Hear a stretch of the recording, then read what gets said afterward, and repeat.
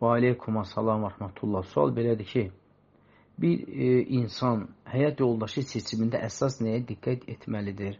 Əsas sevgim olmalıdır, İslam əhlidirsə və sevgi də varsa, başqa diqqət olunacaq hansı məqamlar var? Sualın cavabı odur ki, əslində ilk diqqət olunacaq məqam sevgi deyildir. Allah Rasulü sallallahu aleyhi və sələm buyurur ki, mən ətəkum tardavnu dinəhu və xuluqahu fəzəvvücü. Əgər biri sizin qapınıza qız elçiliyə gələrsə və onun dinindən və əxlaqından razı olarsınız, onu evləndirin. Bu hədis onu göstərir ki, birinci sevgi deyil, birinci din və əxlaqdır. Sonra evləndikdən sonra isə Allah Subhanahu Quran-ı Kərimdə buyurur ki, وَجَعَلَ بَيْنَكُمْ مَحَبَّةً وَالْمَوَدَّةً. Evləndən sonra artıq isə Allah Teala bu ər və arvadın arasına sevgi və ünsiyyət Allah son bunların ikisinin arasında edir. Bəli, əgər sizdə İslam dini və əxlaq, sizə elçi gələn oğlanda din və əxlaq və üstəgəl hətta aranızda sevgi də varsa, əlhəmdülillah, diqqət yetiləcək məqamlar elə bunlardır. Din və əxlaq mühümdür. Bəzi qız ataları var ki, oğlan onlara elçi gələn zaman din, əxlaq qalır arxa planda. İşi var, evi var, qaynata qaynanan qalacaq, qızımı necə saxlayacaq, nə cür saxlayacaq və s. Bu, birinci soruşulası məqam deyil. Bu, dini və əxlaqından sonraki məqamdır. Təbii ki, bu suallar nafilə suallardır, hətta lazımsız suallardır. Deyil, niyə görə?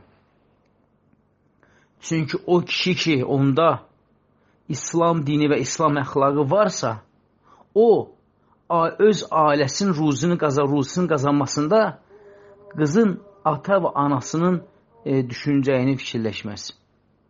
Fikirləşməz ki, mən aləmi necə saxlayayım ki, qızın atası, anası mənə nə cavab verər, mənə nə deyərlər, mənə necə soruşarlar ki, sən mənim qızımı necə saxlayacaqsan?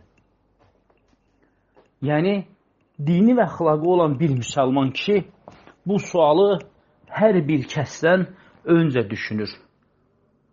Onun yerinə bu sualı düşünmək lazım deyil. Əgər onun dini və əxlaqı varsa, Peyğəmbər sallallahu aleyhi və sələm dediyi kimi onun dini və əxlaqı varsa, onun dini və əxlaqı onun ailəsini necə dolandırmasını o özü fikirləşib tapacaq. Onu yerinə kimsə fikirləşməyə ehtiyac yoxdur. Bəli, biz ondan demirik ki, bir insan gəlir, üzündə din obrazı var. Bilir ki, filankəsin qızı hicablıdır, saqqal saxlayır, balağını qısardır, güya ki, əhl-i sünnədir, güya ki, sələfidir. Amma ola bilər, daxilində zındıqdır, daxilində bəlkə də 200-lüdür, münafiqdir, bəlkə də qızın atasının puluna görə qapılarına elçi gəlib. Biz onu demirik. Biz həqiqi möminlərdən danışırıq. Hansılar ki, həqiqətən də din əhlidirlər. Və onları kimdən soruşsan, hamı onlara gözəl tərif eləyəcək. Gözəl əxlaqlıdır, meçid əhlidir və s. İxlaslıdır, təqvalıdır, Allahdan qorxandır, günahlara meyl eləyən deyil və s. Əmindir, paxıl deyil, həsədkar deyil, qeybət nəmanlıq eləyən deyil, kiməsə zülm eləyən deyil. Bütün bunlar hamısı din və əxlaq sözünün tərkibindədir. Və bu iki vəsf olan bir müsəlman ki, heç vaxtı öz ailəsinin ruzunu qazanmaq üçün kimisə öz ailəsini düşündürməyinə vadar eləməsin. O özü öz ailəsini düşünər. İşləyər, çalışar, gedəsin, gündüzün. Amma kiminsə onun ailəsi haqqında ailəsini necə dolandıracaq deyə imkan verməz ki, kimsə soruşsun eləsin. Ona görə əsl fikir veriləcək məqam din və əxlaqdır. Həqiqi dindən və həqiqi əxlaqdan söhbət gedir. İkiyüzlülərdən, riyakarlardan, bilə özlərini göstərənlərdən deyil. Həqiqi din və əxlaq sahibindən söhbət gedir ki, əgər sizin qapınıza belə bir qardaş gəlirsə, o zaman qızınızı ona verin. Amma sonraki məsələlər isə təbii ki, Allahın izni hamısı yoluna qoyulur və həll olunur.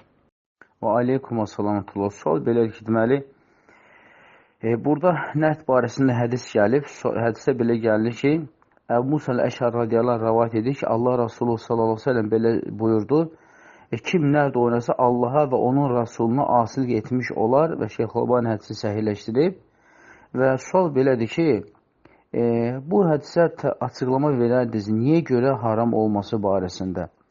Biz dəfələrlə nərddir, şahmat barəsində bizdən soruşurlar ki, haramdır yoxsa yox. Və biz bildirik ki, bəli, bu iki oyun İslam dinində yasaq gəlib, yəni haram gəlib. Amma İslam dinində belə bir qayda var. Yəni, şərt deyil ki, haramın mənasını biləsən ki, bu niyə görə haramdır? Misal üçün, çox haram növləri var ki, məsələn, içkidir, qumardır, zinadır, ondan sonra musiqi alətləridir və s. haramlar çoxdur. Amma bəzilərinin hikməti insan düşünə bilir, amma bəzilərinin isə insan düşünməyə də bilər. Yəni, orada bir səbəb tapmaya bilər ki, yəni belə niyə haram olsun ki, nə var ki burada bəyəm?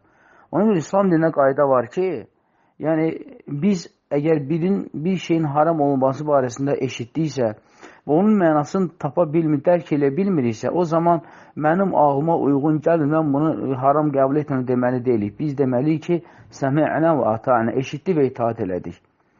O baxımdan da bu məsələdən bir də nərd məsələsidir. Çünki nərd məsələsi bəli qadağandır. Necə hədisdə burada qeyd olunduğu kimi, hədisi Abu Davud İbn Maca rəvayət edib.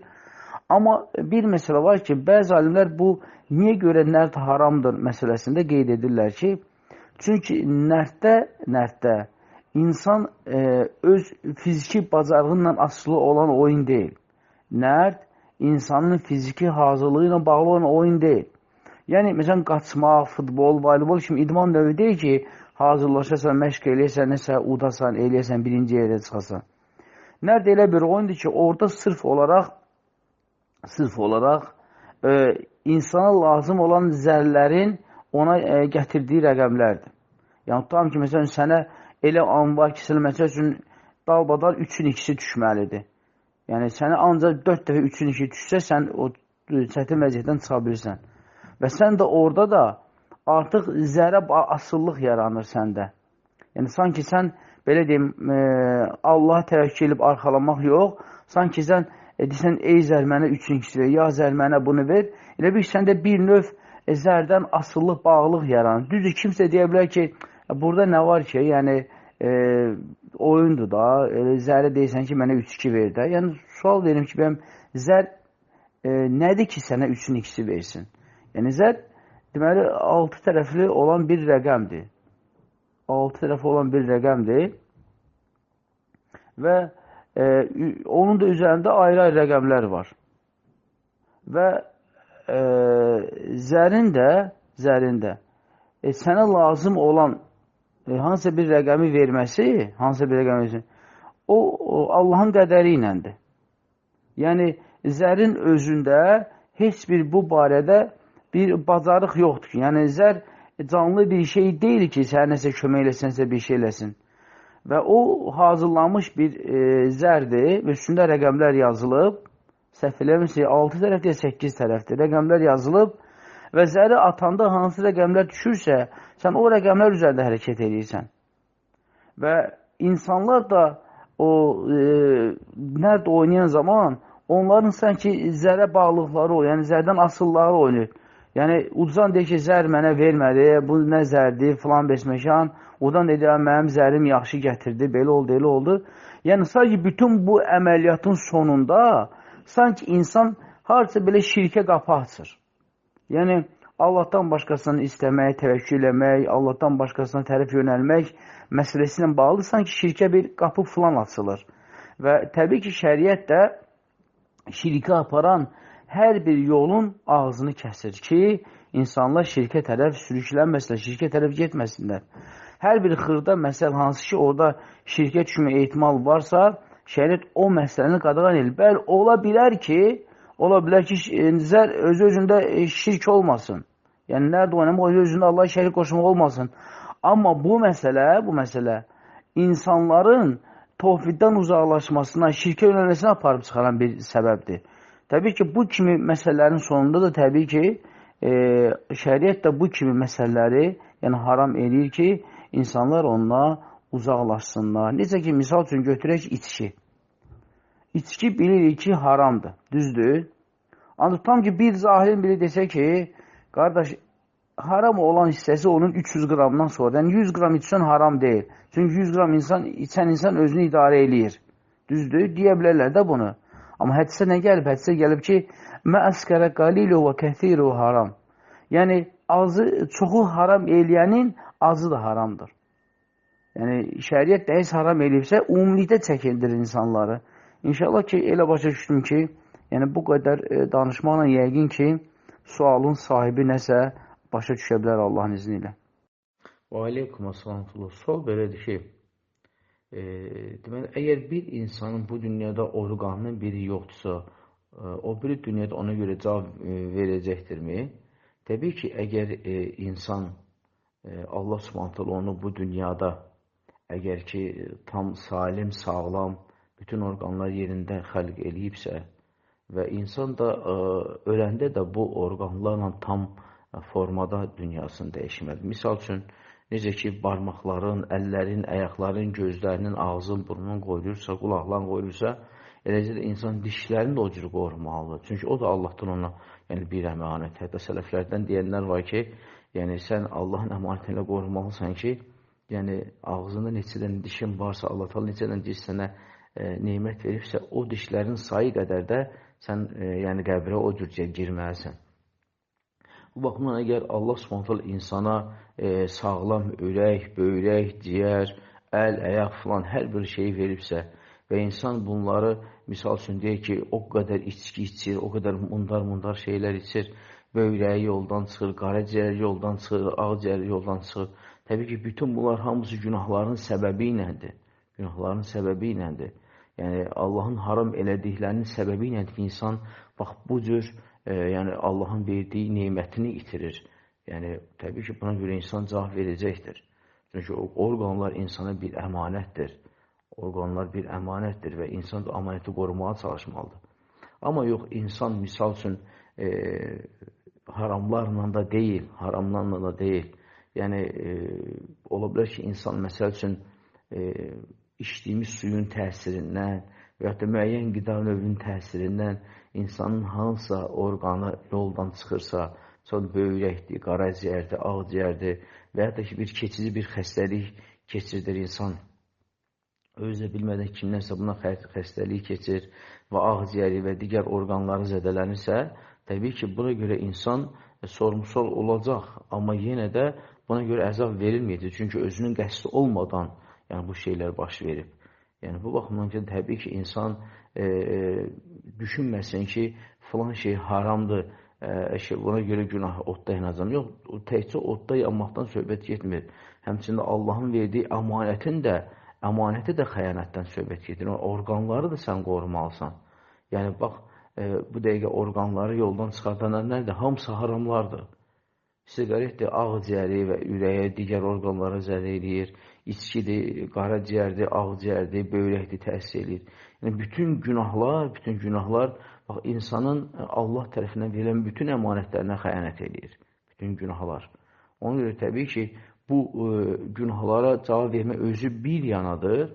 Həmçində buna görə də sənə verilən əmanətlə xəyanət olması, bu da ikinci tərəfdən sənin sorumluluğu, yəni qiyamət günü qaldırır. Təbii ki, bu da zarafat məsələ deyil. İnsan başa düşməlidir ki, haram elə haramdır, haramdan çəkinmək lazımdır. Və bu haramların səbəbi ilə əgər hansısa bir orqanlar zədələnirsə, yəni iş fəaliyyətini itirirsə, bundan ötürü həmən orqanı insanın xaric eləməli olurlarsa, elə belə düşünməsin ki, belə də oldu, keçdi, xeyr və təbii ki, buna görə də insan yəni qiyamət günü cavab verəcəkdir. Ona görə Allah Subhanahu Quran-ı Kərimdə bir neçə yerdə ayədə bildirir ki, həqiqətən də qulaq, göz, ağız bunlar hamısı yəni sorumlu olacaqlar qiyamət günü. Bütün əzalar sorumlu olacaqlar. Və ona görə insan çalışsın ki, Allah Subhanahu ona verdiyi bu əmanətləri qorusun və qiyamət günü də bunları haramlarla yoldan çıxaran, fəsad eləyənlərdə, yəni fəsad eləyən qullarından olmasın. Yəni orqanlar sənə necə verilibsə, elə ki, sən onu qoru. Yəni günahlar edərək, yəni Allahın verdiyi bu əmanətləri, iş fəaliyyətini yəni yoxa çıxartma, onları özündən xaric elətdirmə. Və aleykum əssalam. Sual belədir ki, Əgər kişi qadını haqsızlıq edib, əsasən də pislərin üzdən vurub, yaxşılarını demirsə və ya qadın haqqı deyənə kişi özünü üstün çıxarırsa ki, sən səhvsən, mən düzəm, qadın nə etməlidir? Haqqı desə dağa düşür, deməsə ürəyi partlayır, nə etməlidir ki, doğru olsun? Ümumiyyətlə, Peyğəmbər s.ə.v bir hədisi var ki, deyir ki, iki nəfər mübahisə edəndə biri haqlı ola mübahisədən çəkinərsə, Allah subhanahu ta'ala həmən insana cənnətin ortasını ev vəd verib. Yəni, bu nə deməkdir? İki nəfər arasında mübahisə olanda, məsələn, sizinlə yoldaşın arasında, əgər hər dəfə sizi haqsız çıxarırsa, səhv çıxarırsa, inşallah siz haqlı ola o mübahisədən əl çəkin, qoy o deyən olsun, eyib etməz və inşallah ki, sizə cənnətin ortasında Allah ta'ala ev vəd verib. Yəni, bundan böyük bəxşiş hədiyyə nə var ki? Heç bir şey. Sadəcə heç bir şey əziyyət çəkmirsən. Mübahisədə bilirsən ki, sən haqlısan, haqlı ola mübahisədən çəkinirsən və əvəzində Allah ta'ala səndən cənnətin ortasında ev vəd verir. Gözəl hədiyyə, gözəl bəxşiş və gözəl sonluq. Amma o şey alsa ki, kişi tez-tez haqsızlıq eləyirsə, qadının pisliklərini üzrə yaxşılan demirsə, bu yaxşı əməl deyildir. Bu yaxşı əməl deyildir. Və Peyğəmbər s.ə.v yanına bir sahabə kişi gəlir və öz yoldaşının pisliklərindən danışır və Peyğəmbər s.ə.v başa düşür ki, bu qadında zina filan məsələlər yoxdur. Sadəcə müəyyən, xarakterində müəyyən naqisilər var. Peyğəmbər s.ə.v sanki boşanmaq tələb edir Peyğəmbər s.ə.v-lə. Peyğəmbər s.ə.v həmən kişiyə tövsiyə edir ki, əgər onun bir xasiyyətini bəyənmirsənsə, gəl yaxşı xasiyyətini götür və onunla da yaxşı davran. Sonra Allah Rasulü buyurur ki, deyir, Həvva Adəmin əyri qabrıqasından yaranıb, əgər sən onu istərsən ki, vurub düzəldərsən, sən onu vurub sındırarsan və deyir ki, sən ondan istifadə elə və qoy elə əyriliyində də qalsın. Yəni, bu nə deməkdir? Bu deməkdir ki, yəni, ümumiyyətlə hədislərdə gəldiyi kimi 4 dənə qadın cəmi kamilləşib. Qalan qadınlarda kamillik yoxdur. Allah Rasulü buyurur ki, kişilərdən çoxu kamilləşib. Qadınlardan isə Məryəmdir, Asiyədir, Xədicədir, bir də deyəsən Fironun yoldaşıdır. Yəni 4 dənə qadın cəmi kamil qadın olublar. Qalanlarda isə hamısı nöqsanlıq var. Amma kişilərdən isə çoxları kamil olub. Yəni bu nə deməkdir? Yəni istənilən qadında xata nöqsan var. Amma Peyğəmbər s.ə.v tövsiyə nədir? Qadının bir tərəfdən nöqsanı varsa, nöqsan olmayan tərəfindən götür və onunla da oynan yaxşı davran. Yəni, mütləqən qadının bütün hərəkətləri pis ola bilməz. Müəyyən hərəkətlər pissə, müəyyən hərəkətləri yaxşıdır.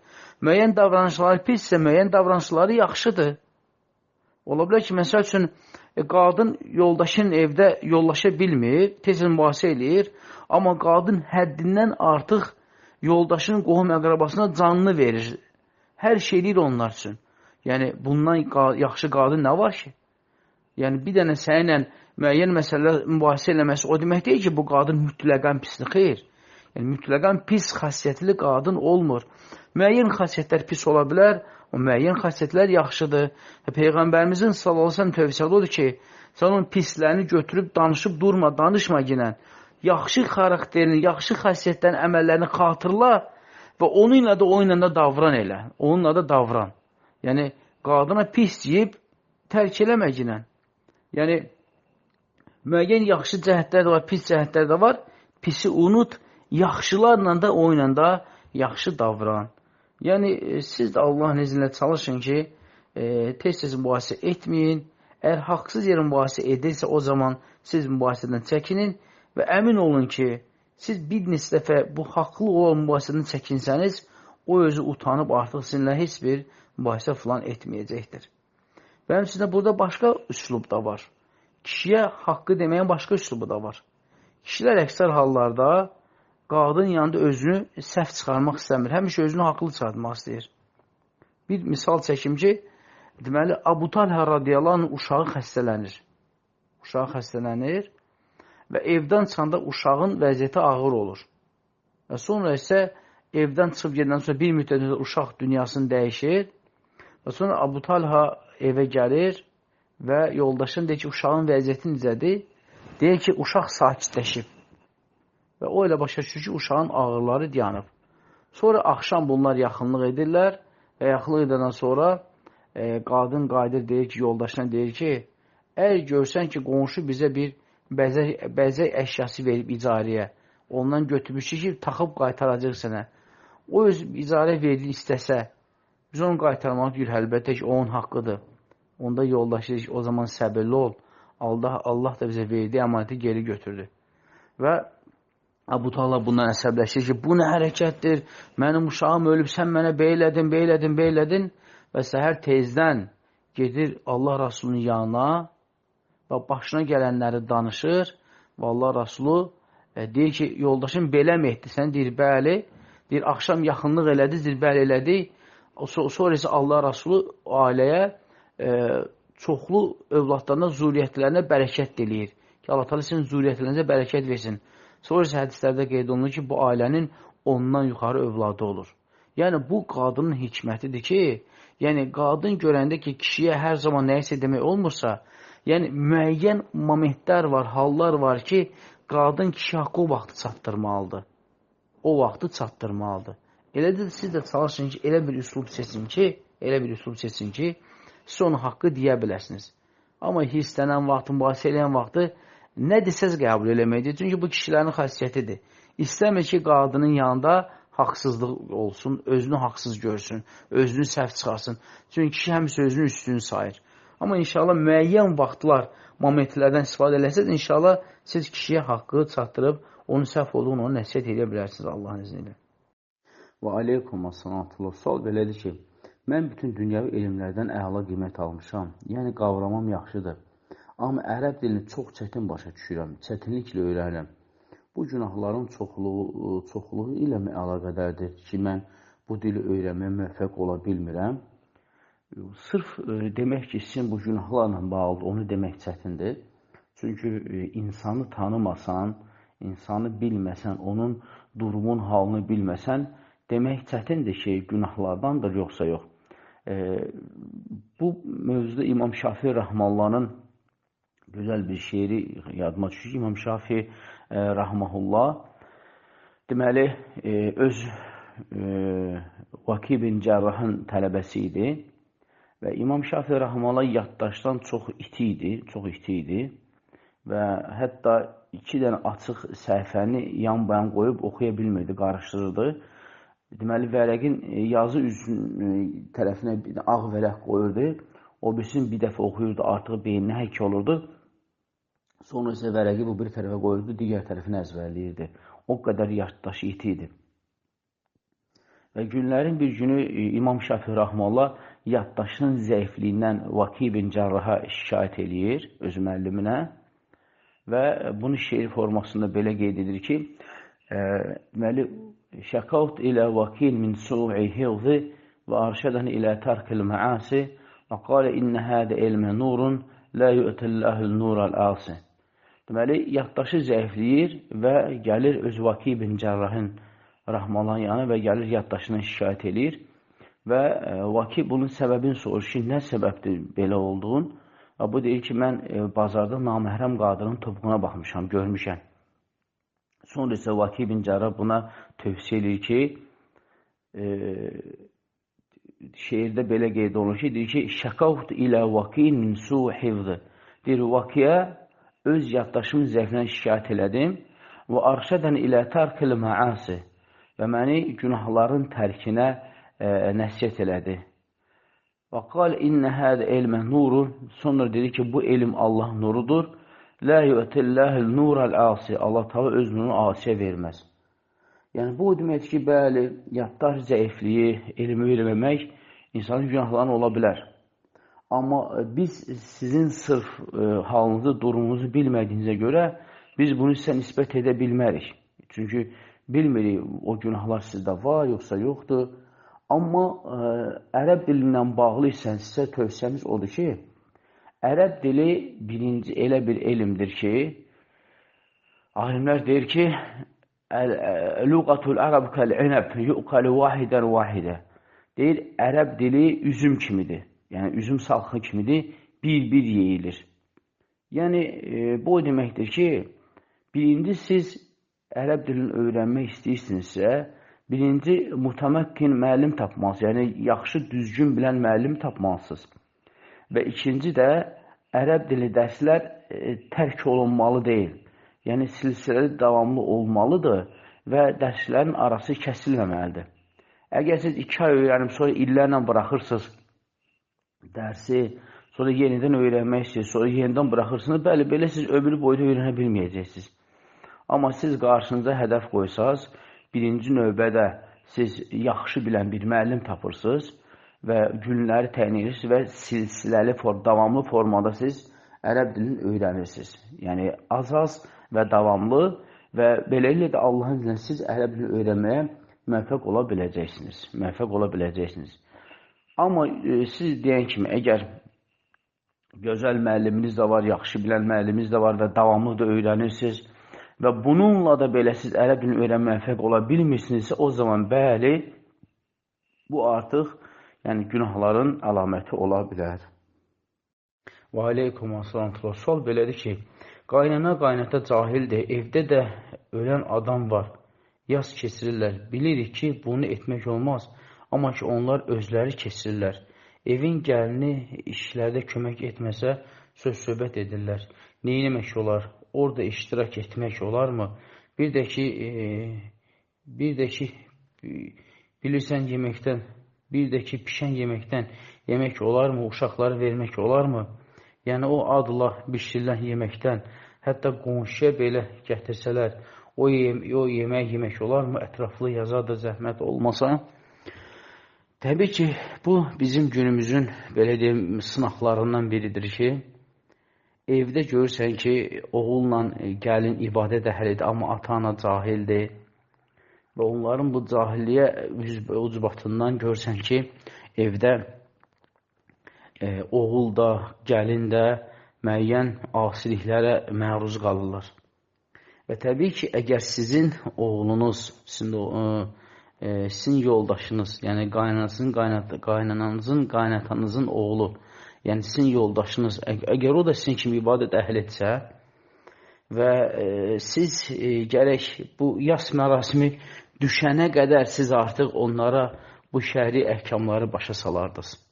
Elə onlara bildirərdiniz ki, şəriət bunu deyib, biz müsəlmanıq, biz Allaha təslim olmuşuq. Yəni, başa salardınız ki, filan şeylər eləmək olmaz, bidətdir, günahdır və s. Amma hətta demişsinizsə də belə, yenə də onlar sizin deməyinizə baxmayaraq, sizi bu bidətdə iştirak eləməyə səsləyirlərsə, o zaman siz və yoldaşınız qaynanıza bildirin ki, yəni İslam dinində 3 günə qədər yas mərasimi saxlamaq icazəlidir. Yəni siz 3 gün ərzində onlara, qonaqları gəlib getməyə kömək eləyə bilərsiniz. Düz əlhəmdülillah, yemək pişirmək falan eləmək olmaz, çünki bu həm şəriətdən icazəli deyil, bidət sayılır. Həmçində əlhəmdülillah dövlət qanunu var. Yəni dövlətin qanunu var, hətta hansı evlərdə bu yas mərasimlər pişirilirsə, bunlara cərimələr belə tətbiq olunur. Ona görə siz nə olur olsun, bu yemək pişirməkdən filandan, belə deyim, ona təslim olmayın. Yəni deyin ki, bu belə də olmaz, belə də qanun tərəfindən olmaz, bu tərəfindən də olmaz. Elə başa salın onları Allahın izni ilə. Amma o ki, qalsın ki, əgər evdə ondan başqa yemək pişməyibsə və siz və uşaqlarınız evin əhlisinizsə, evin sakinlərisinizsə və ondan başqa yemək pişməyibsə, o zaman siz həmən o yeməkləri gündəlik yediyiniz yemək kimi yeyə bilərsiniz. Yəni, ölü üçün pişirilən ehsan kimi yox. Yəni, gündəlik ki, siz evdə normalda yemək pişirib uşaqlarınıza, ailənizə yedizdirirsiniz. Bax, evdə əgər o yeməkdən başqa bir yemək pişməyibsə, o zaman siz onu və uşaqlarınıza adi yemək kimi yedirə bilərsiniz. Hətta uşaqlarınıza başa salın ki, bu ehsan deyil, bu ölü üçün pişirilən deyil, bu bizim gündəlik evimizdə yediyimiz yeməklərdəndir. Bu uşaqlar bilsin ki, hətta yedikləri yemək, yəni ehsan yeməyindən filandan deyil. Təbii ki, bütün bu proses sizə çətin başa gələcək, ağır başa gələcək. Çünki bizim də başımıza gəlir. Biz də görürük ki, həqiqətən də ibadət eləməyən, tövhidi bilməyən, dini bilməyən insanlar bizi çətin başa düşürlər. Yəni biz deyəndə ki, bu olmaz, bu olmaz. Və onlar deyirlər ki, nə oldu, elə bu olmaz, o olmaz. Bu nə dindir, filan şeydir, filan şeydir. Amma onlar həqiqətən İslama gəlsələr, müsəlman olsalar, itaat ibadət eləsələr, onlar görərlər ki, əlhəmdülillah, yəni Allah Subhanahu o kəsə ki, basirət gözünü verir, basirət gözünü açır və insan dünyanın həqiqi sifətini görür və əlhəmdülillah insan Allah şükür edir ki, ya Rəbbi, şükür ki, sən mənə hidayət eləmsən, sən məni bu cahilətdən qurtarmısan. Və həqiqətən də cahil insanlar bizi başa düşə bilmirlər. Çünki onlar bizim olduğumuz hidayətdə deyirlər. Onlar tam başqa bir yolun hidayətindədirlər. Ona görə sizin bu yas mərasimi ilə bağlı başınıza gələn bu proses biraz sizin üçün çətin olacaq, məşəqqətli olacaq. Amma yenə də səbirli olun, hikmətlə, təmkinlə davranın Allahın izni ilə. Və aleykum assalam və rəhmətullah. Sual belədir ki, əgər saat 12-dən sonra gecə yuxu gəlmirsə, gecə namazını qıla bilərikmi?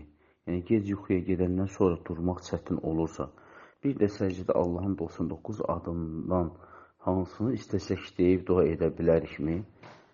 Ümumiyyətlə, gecə namazın ən yaxşısı odur ki, ən əfsəli odur ki, insan yatsın və sübhün 1/3-də dursun. Yəni, insan axşam işə namazdan sonra vaxtında yatsın və sübhə 1 saat qalmış dursun və gecə namazını qılsın. Əgər kiminsə işi ilə, gücü ilə, səhhəti ilə bağlı, yəni ola bilər, ağrır, yata bilmir, yalnız sübhü qalandan sonra yata bilirsə, o zaman insan 12-dən, 1-dən sonra gecə namazını qıla bilər. Gecə namazını qıla bilər, amma bu şərtlə ki, sübhə qədər oyaq qalsın. Çünki gecə namazını qılıb, sonra sübhə yatandan sonra insan sübhü yatıb qalacaq. Yəni, sübhə dura bilməyəcək. Və beləliklə insan xeyirli əmələ görə ən xeyirlini tərk etmiş olacaq. Çünki gecə namazı xeyirlidirsə, sübh namazı isə ən xeyirlidir. Yəni, xeyrə görə ən xeyirlisini tərk eləmək bu insana xeyir demək deyil. İnsan əgər belə hallar yaşayırsa ki, gecə namazını qılıb, saat 2-də yatır, sonra sübh günəş çıxanda qılırsa, bundan sonra insan gecə namazı qılmasa daha yaxşıdır. Çünki sübh namazı fərzdir, gecə namazı isə nafilədir. Yəni, əgər sualda deyildiyim kimi, əgər bir insanın 12-dən sonra yuxusu gəlmirsə, bəli, gecə namazını qıla bilər, amma bu şərtlə ki, sübhə qədər də oyaq qalsın ki, sübhü qılıb yata bilsin. Və inşallah ki, gecə namazı sayılacaq Allahın izni ilə. Amma o ki, qalırsa ki, səcdə Allahın 99 adından hansı sizə dua edə bilərimi? Alimlər deyir ki, Allahın 99 adı hansı ad ona münasibdirsə, o adla da dua eləyə bilər. Misal üçün deyək ki,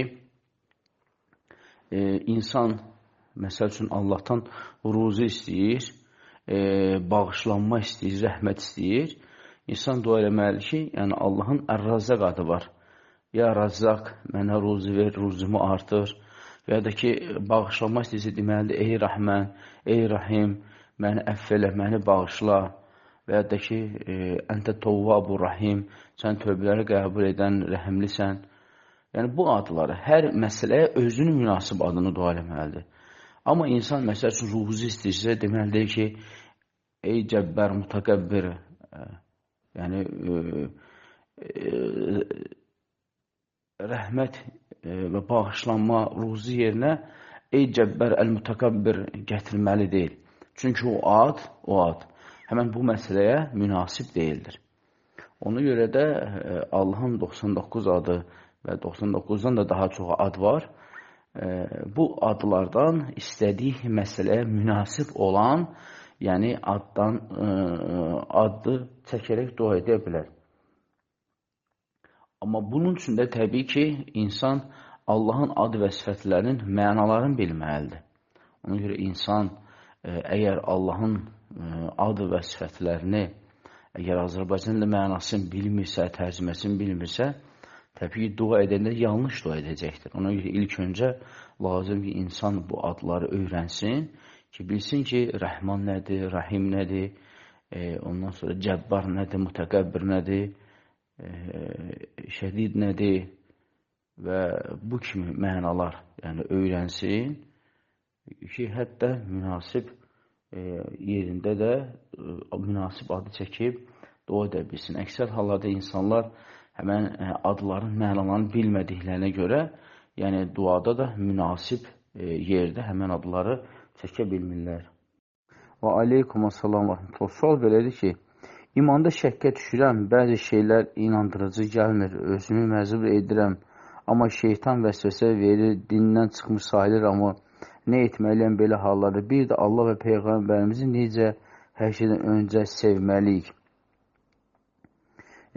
Təbii ki, insan əgər görürsə ki, onun imanında ona şək gəlirsə və bəzi şeylər ona inandırıcı gəlmir, amma özünü məzub eləyirsə, bu məsələdə bir məsələni qeyd edirək ki, elə söhbət də ondan gedir ki, bu din inanmaq dini deyil, bu din iman etmək dinidir. Yəni, siz özünüzü inandırmağa çalışırsınız deyənə şeytan sizə vəsvəsə eləyir. Amma siz iman etsəniz, əlhəmdülillah, sizin üçün daha rahat olar. Çünki Allah Teala Quran-ı Kərimdə buyurur ki, "Əllezîne yu'minûne bil gaybi və yuqîmûnes-salâh." Kim qeybə inanır və namazını qılarsa. Bəli, bu iman məsələsi, bu inanmaq məsələsi deyil ki, sən özünü nəyəsə inandırırsan. Bu imandır. Yəni, sən iman etməlisən ki, bəli, Allah yaradandır, öldürəndir, ruzi verəndir. Sən iman etməlisən ki, cənnət var, cəhənnəm var, cənnət bunlar üçündür, cəhənnəm bunlar üçündür. Bu iman məsələsi, bu inanmaq məsələsi deyil. Və siz sadəcə imanla inanmağın yerin qarışdırdığınıza görə də, bax, şeytan sizə bu cür vəsvəsə verir. İnanmaq başqa şeydir, iman etmək başqa şeydir. Allah Teala Quran-ı Kərimdə buyurur ki, iman edin. Ey iman edənlər, ey iman edən möminlər, müsəlmanlar, xitab iman edənlər, inananlara deyil. İnananlara deyil. Ona görə siz çalışın ki, iman edəsiniz. Və bu mövzuda da bəli, kifayət qədər dərslər var. İman barədə, imanın şərtləri, rukunları barədə dərslər var. Allahın iznilə bu məsələni siz bir daha yenidən dinləyin, qulaq asın. O ki, qalacaq ki, Allahı və Peyğəmbəri necə hər şeydən öncə sevməliyik? Çox təbii bir hal kimi. Yəni, sənin anan var, sənin bacın var, qardaşın var, oğlun var, həyat yoldaşın var, ailən var. Amma sən bilməlisən ki, sənin yaradanın var. Sənin yaradanın Allah Subhanahu Taala'dır. Səni yoxdan var edən, səni insan kimi xəlq eləyən Allah Subhanahu Taala var. Və Allah Subhanahu Taala səni düz yolunda yönəltmək üçün, düz yola yönəltmək üçün, sənin dünya və axirət nicatına çatmaq üçün Allah Subhanahu Taala sənə Peyğəmbər göndərib və Peyğəmbərə itaət eləməyi sənə əmr eləyib, onun yoluna getməyi sənə bildirib. Və təbii ki, sən bilməlisən ki, biz nə qədər insanlar var ki, ataları da var, anaları da var, bacıları da, qardaşları da, nə olsun, onlar da bir-birlərini sevmirlər. Və o müəyyən vaxtı sevgi, bu valideyn mi deyim, övlad mı deyim, bacım, qardaş mı deyim, müəyyən bir vaxtlarda bunlara sevgi artır, müəyyən vaxtlarda azalır və müəyyən vaxtlarda itir. Nə qədər valideynlər var ki, öz övladlarını atıblar. Heç nə, övladların mahiyyəti belə onları düşündürmür. Bəzi övladlar var ki, valideynlərin atıblar, heç nəyə onları önəmsəmirlər. Niyə görə? Əgər bunların arasında bu sevgi ölməzsə, itməzsə, necə olur ki, bəs günün bir günü ana öz övladından imtina edir və övlad öz anasından imtina edir? Çünki biz bilməliyik ki, bizi atamızı, anamızı, övladlarımızı sevməyə əmr eləyən Allah Subhanahu Taala'dır.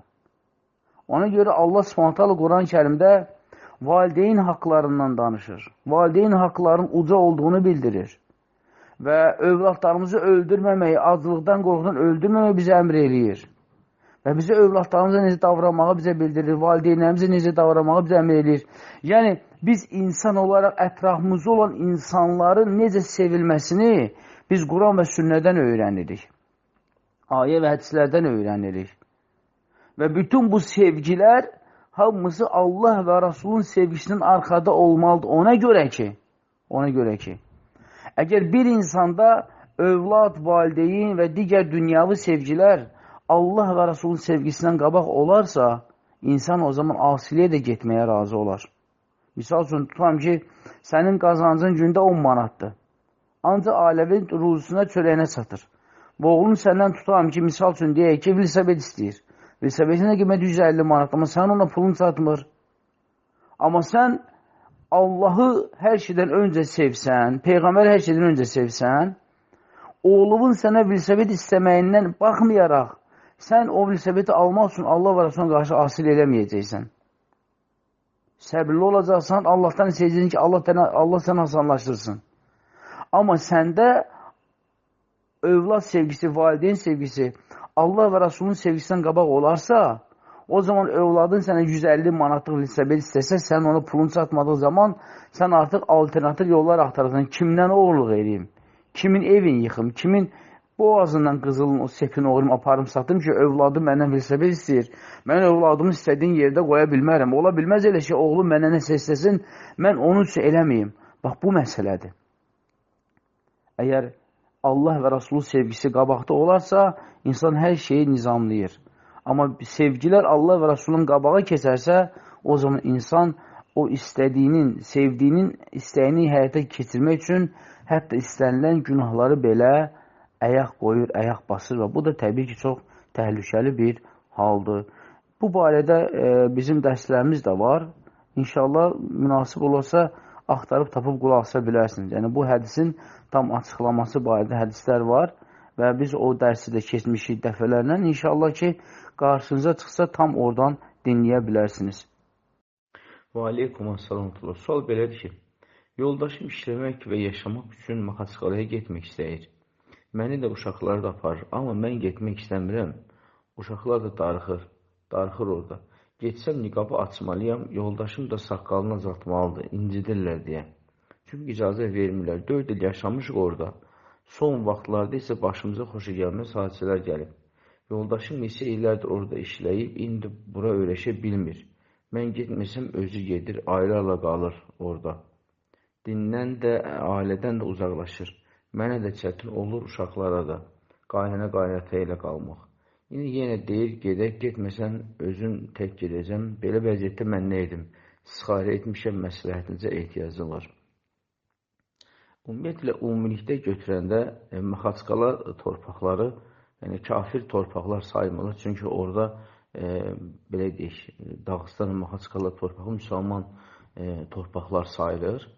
Yəni, ələxüsus, yəni, o açıq-saçıq kafir dövlətləri kimi deyil. Düzdür, orada da cəhalət var, açıq-saçıqlıq var, amma Rusiyanın digər əyalətləri kimi deyil. Amma öz yaşadığın vətəndən, ailə ilə qırağa köçmək məsələsinə gəlincə isə, əgər insanın, belə deyim, borcu filanı başından aşıb daşmırsa və dolanışı üçün elə burada da işləyib qazana bilərsə,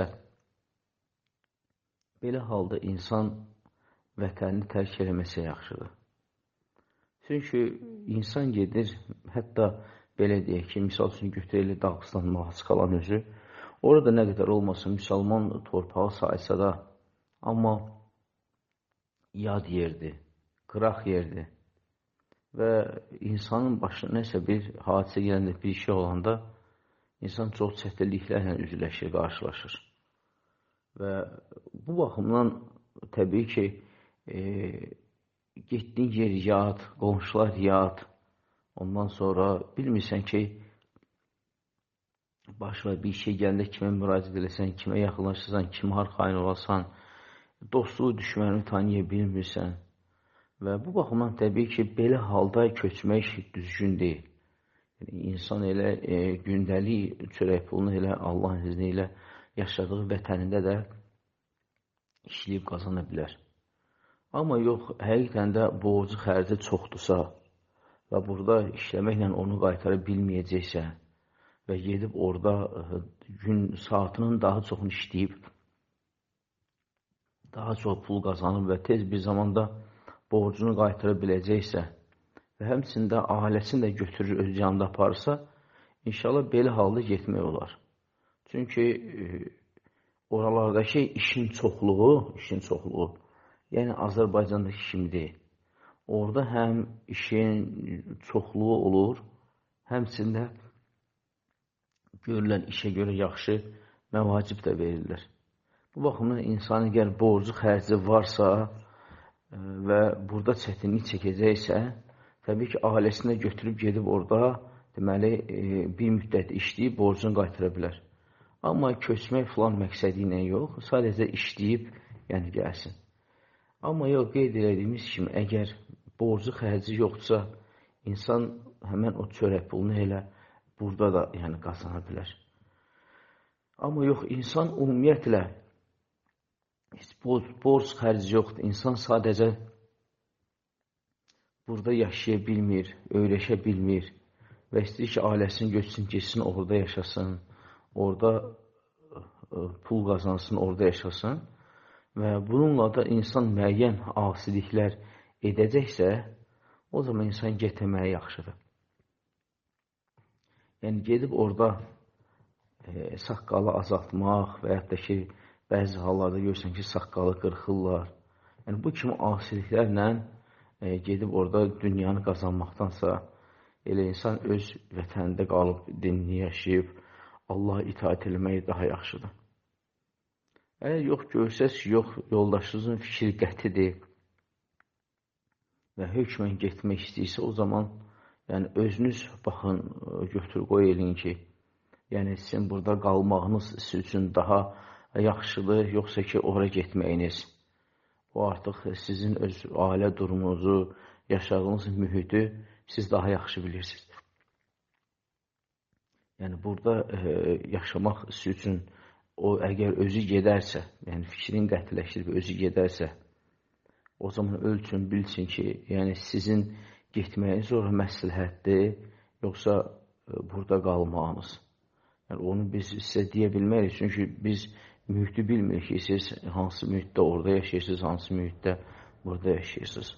Yəni bu çətinliklərə baxmayaraq, onun orada yaşamağınız onsuz burada yaşamaqdan siz üçün daha rahatdırsa, inşallah elə onu ilə orada yaşasaz, yəni bir müddətlik işlə bağlı daha yaxşı olar. Yox, əgər onsuz burada yaşamaq siz üçün zor olmayacaqsa, o zaman qoy özü geçsin, siz qalın. Yəni məsləhətə sözünüz baxın. Yəni bu elə bir məsələdir ki, bunu istisqarı eləsəz də, yəni siz kimləsə məsləhət alsanız, ola bilər ki, onların məsləhəti münasibə olmasın sizə. Ona görə siz öz durumunuzu özünüz daha yaxşı bilirsiniz. Və əgər getmək istəmirsinizsə, özü tək gedəcəksə, o zaman qoy tez-tez gəlsin, geçsin. Yəni, yenə deyirəm, əgər ehtiyac yoxdursa, o boyda ehtiyac yoxdursa, o zaman getməsə daha yaxşıdır. Amma yox, fikrin qətiləşdirib özü getmək istəyirsə, o zaman qalan məsələlərə özünüz baxın ki, hansı sizin üçün münasibdir. Burada qalmaq, onsuz burada yaşayıb qalmaq, qaynana-qaynata ilə burada yaşamaq sizə məsləhətdir, yoxsa onunla orada yaşamağınız daha məsləhətdir. Onu artıq özünüz qərar verin, öz yaşadığınız mühitə uyğun olaraq.